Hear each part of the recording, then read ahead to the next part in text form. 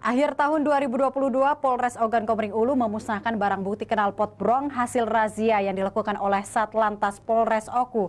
Knalpot tersebut dimusnahkan dengan cara dipotong dengan menggunakan mesin potong.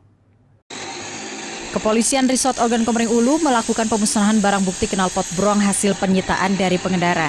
Knalpot di luar standar pabrikan ini merupakan hasil razia yang dilakukan oleh Satlantas Polres Oku dalam setahun terakhir. Sedikitnya ada 200 knalpot brong yang dimusnahkan di kantor Satlantas Polres Oku. Menurut Kapolres Oku AKBP Danu Agus Purnomo, knalpot tersebut disita dari kendaraan yang terjaring razia balap liar dan razia lainnya. Knalpot brong yang telah kami lakukan penyitaan tidak dapat digunakan kembali. Karena memang pada tahun 2022 ini kami berupaya menertibkan terkait dengan penggunaan knalpot brong yang sangat mengganggu masyarakat.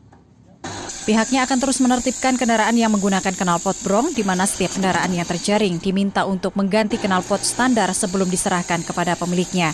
Hal ini untuk menjawab laporan masyarakat yang resah dengan suara knalpot brong. Dari Ogan Komering Ulu, Widori Agustino, iNews melaporkan.